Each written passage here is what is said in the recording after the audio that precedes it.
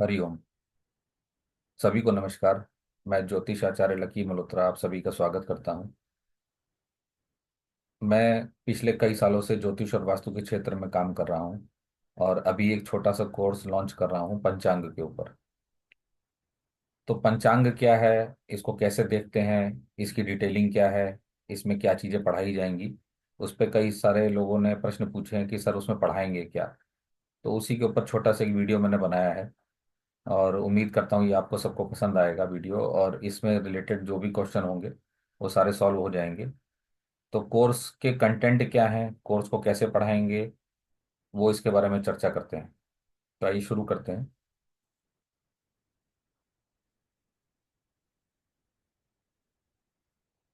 ये कोर्स है पंचांग के ऊपर। पंचांग के 5 अंग होते हैं। ज्योतिष में सबसे इंपॉर्टेंट है पंचांग। अगर कोई भी ज्योतिषी पंचांग नहीं पढ़ना जानता है तो ऐसा कहा जाता है कि वो ज्योतिषी नहीं है। और आपने पहले भी देखा होगा, कभी आपने कुंडलियाँ दिखाई होंगी किसी को या पहले कहीं जाते होंगे, तो पंडित जी जो कुंडली देखते थे सबसे पहले वो अपने बगल में पंचांग रखते थे।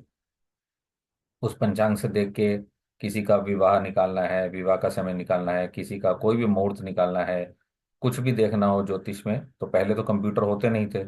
तो कुंडली का जितनी भी गणना है, जितना भी आपकी ग्रहों से रिलेटेड कैलकुलेशन है, जितने भी वार हैं, त्योहार हैं, व्रत हैं, उपवास हैं, एक्स वाई जेड जो भी आपके मुहूर्त से रिलेटेड है, कुंडली से रिलेटेड है, वो सारा पंचांग का ही पार्ट है। तो पंचांग के कोर्स में हम क्या कवर करेंगे, एक तो सबसे पहले ये देखेंगे कि पंचांग पढ़ने कैसे है ना। तो पंचांग कैसे पढ़ना है उसके लिए सबको एक कॉमन पंचांग लेना पड़ेगा। तो मैं सजेस्ट आपसे यही करूंगा कि एक कॉमन पंचांग हम लोग सब साथ में रखेंगे ताकि उसको समझने में आसानी हो। लेकिन एक बार बेस क्लियर हो गया तो आप चाहे संस्कृत में उसको पढ़ सकते हैं या कोई आपके पास जो लोकल पंचांग आता हो वो भी आप उसको पढ़ सकते हैं। तो एक बार क्लैरिटी हो जाएगी उसको पढ़ना कैसे है, तो एक बार कॉन्सेप्ट क्लियर हो जाएगा आपका, तो उसके बाद आप कोई भी पंचांग पढ़ सकते हैं। तो हम शुरू करते हैं कि हम पंचांग में क्या पढ़ाएंगे, कि उसके कोर्स कंटेंट क्या है। तो चिंताहरण पंचांग में सजेस्ट करूंगा आपको, एक अमेजोन से ले सकते हैं या लोकल आपकी कोई बुक हो वहाँ पे, जहाँ पे किताबें मिलती हो, तो वहाँ से आप ये चिंताहरण पंचांग खरीद सकते हैं बुक स्टॉल से। तो पंचांग में क्या देखते हैं सबसे पहले वो देखेंगे। देखिए पंचांग के 5 अंग हैं। सबसे पहला अंग है तिथि, दूसरा है वार, तीसरा है नक्षत्र, चौथा है योग और पांचवा है करण। ये जो पंचांग के 5 अंग है ये बहुत इंपॉर्टेंट होते हैं। तिथि वार नक्षत्र योग करण, इसी से पूरा पंचांग बना है। और इसको कुंडली में और मुहूर्त में कैसे देखते हैं, जब आप पंचांग पढ़ना सीख जाएंगे तो उसको रिलेट कर पाएंगे। जैसे अगर हम सबसे पहले तिथि की बात करते हैं, तो तिथियां क्या होती हैं। तिथियों में सबसे पहले शुक्ल पक्ष और कृष्ण पक्ष को देखते हैं। शुक्ल पक्ष क्या होता है, जब चंद्रमा बढ़ते हुए क्रम में होता है, जब फुल मून की तरफ जाता है, पूर्णिमा की तरफ जाता है, तो उसको शुक्ल पक्ष कहते हैं। और कृष्ण पक्ष क्या होता है, जब चंद्रमा घटते हुए क्रम में होता है, अमावस्या की तरफ बढ़ता है, तो उसको कृष्ण पक्ष कहते हैं। शुक्ल पक्ष में जन्मे लोगों का विवेचन कैसे दिया जाता है, कृष्ण पक्ष में जन्मे लोगों का विवेचन क्या दिया गया है, वो सब भी आप सीखेंगे। पूर्णिमा क्या होती है, पूर्णिमा को फुल मून होता है लेकिन उस दिन होता क्या है वो आप समझेंगे इस कोर्स में। अमावस्या को क्या होता है, अमावस्या पितरों के लिए बहुत इंपॉर्टेंट है, उसको हम डिटेलिंग करेंगे, उसमें समझेंगे अमावस्या देखते कैसे हैं, पढ़ते कैसे हैं। मिश्रित पूर्णिमा और अमावस्या क्या होती हैं ये हम समझेंगे। तिथियों के नाम जैसे प्रतिपदा, द्वितीया, तृतीया, चतुर्थी, पंचमी, षष्ठी, सप्तमी, अष्टमी, नवमी, दशमी, एकादशी, द्वादशी, त्रयोदशी, चतुर्दशी और पूर्णमासी या अमावस्या, जो तिथियों के नाम है उसको समझेंगे। उन तिथि में पैदा हुए बच्चों की डिटेलिंग करेंगे कि उसमें अगर कोई बच्चा पैदा हुआ है तो उसके ऊपर उसका क्या असर होगा वो हम समझेंगे।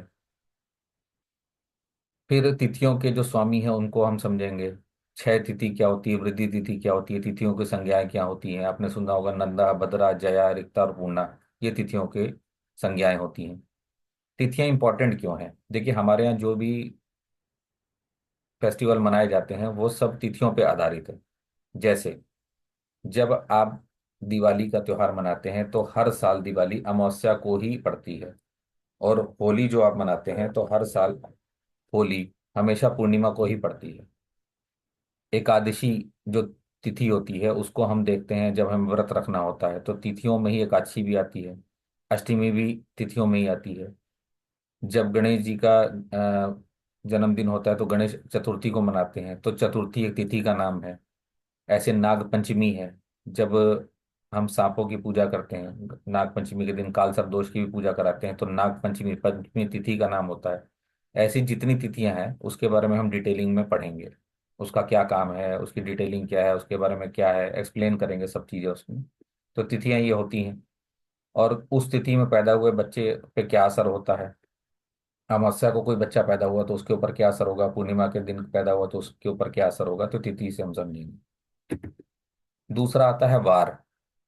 जैसे हम लोग डेली बोलचाल की भाषा में यूज करते हैं, वार को सभी जानते हैं, आज सोमवार है, मंगलवार है, बृहस्पतिवार है, शुक्रवार है, जो भी वारों के नाम है, वो वार कैसे बने ये हम उसको समझेंगे।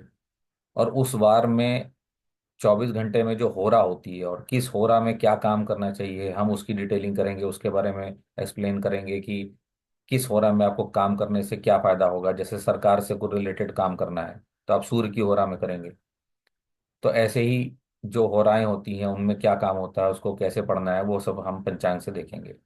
और किस होरा में क्या काम करना चाहिए और वार कैसे बने, ये सब हम वार के बारे में डिटेलिंग करेंगे। उसके बाद आता है नक्षत्र। 27 नक्षत्रों के नाम अश्विनी से लेके लास्ट तक, अश्विनी भरणी कृतिका रोहिणी मृगशिरा आद्रा पुनर्वसु पुष्य अश्लेषा मगा पूर्व फागुनी उत्तरा फागुनी हस्त चित्रा स्वाति विशाखा अनुराधा ज्येष्ठा मूल पूर्वाषाढ़ा उत्तराषाढ़ा श्रवण धनिष्ठा शतभिषा पूर्व भाद्रपद उत्तर भाद्रपद रेवती और अभिजीत। रेवती तक हम लोग पढ़ते हैं, अभिजीत उसका एक छोटा सा नक्षत्र का पार्ट होता है, अब मुहूर्त के लिए यूज करते हैं, तो उसके बारे में हम समझेंगे कि 27 नक्षत्रों में उनके नाम क्या हैं। और उसमें गंड मूल नक्षत्र कैसे देखते हैं, जब बच्चा पैदा होता है तो सबसे पहले पंडित से आप पूछते हैं कि जो बच्चा ये पैदा हुआ है कहीं मूल में तो नहीं पैदा हुआ है, मूल में कैसे पूजा कराते हैं उसकी 27वें दिन जब वो सेम नक्षत्र आता है, तो उसकी उसको समझेंगे। पंचक क्या होता है, ये भी नक्षत्र में ही आते हैं। जैसे किसी की डेथ होती है तो सबसे पहले पंडित से पूछा जाता है कि पंचक तो नहीं लगा पंडित जी, वो बताइए, क्योंकि ऐसा बोला जाता है कि उसमें अगर उसकी विधि विधान से पूजा नहीं हुई पंचक में जिसकी डेथ हुई है, तो 5 लोग घर के चले जाते हैं। और फिर मुहूर्त में कैसे नक्षत्रों को देखते हैं ये उसको समझेंगे। और सबसे इम्पोर्टेंट है नाम का अक्षर। जैसे हमें किसी बच्चे का जन्म हुआ तो नाम का अक्षर क्या रखना है, कौन सा नाम रखना है, कौन सा अक्षर उसका रखना है, उसको कैसे समझेंगे, तो वो नक्षत्र का पार्ट है। तो ये सारी हम चीज़ें डिटेल में पढ़ेंगे। उसके बाद योग। योग क्या होता है, जो 27 योग हमारे दिए गए हैं विश्वकुंभ योग, तो इनके सबके नाम अलग अलग हैं। विश्वकुंभ प्रीति आयुष्मान, ये सब योगों के नाम है। आनंद आदि योग ये भी योग हैं, इनका एक ग्रुप है। ये कैसे बनते हैं, इसका टेक्निकल पार्ट क्या है, इसको कैसे यूज करते हैं, मुहूर्त में क्या देखने हैं इसमें। तो जो योग बनते हैं, जैसे आपने सुना होगा गुरु पुष्य योग, शनि पुष्य योग, रवि पुष्य योग, तो ये योग कैसे बनते हैं इसको हम समझेंगे, उसकी डिटेलिंग करेंगे। और करण। करण क्या होता है, चर करण होते हैं, स्थिर करण होते हैं, करणों के स्वामी कौन है। और भद्रा कैसे देखते हैं, ज्यादातर रक्षाबंधन पे होली पे भद्रा का काल देखते हैं कि भद्रा तो नहीं लगी हुई, भद्रा काल अशुभ माना जाता है। भद्रा देखते हैं कि पाताल लोक में है, स्वर्ग लोक में है, या भूलोक पे है, पृथ्वी पर है, तो वो उसकी गणना कैसे करते हैं, पंचांग से कैसे देखेंगे उसको। ये सारी डिटेलिंग हम इसमें करेंगे पंचांग के पार्ट में, जिससे हमें ये मालूम चलेगा कि जो त्योहार है, जो व्रत है। क्योंकि सबसे पहले कोई भी आदमी आजकल कंफ्यूज होता है व्रत में त्योहार में। हर त्योहार 2-2 दिन पड़ रहा है, जो भी तिथियां हैं वो 2 पार्ट में डिवाइड हो जा रही हैं।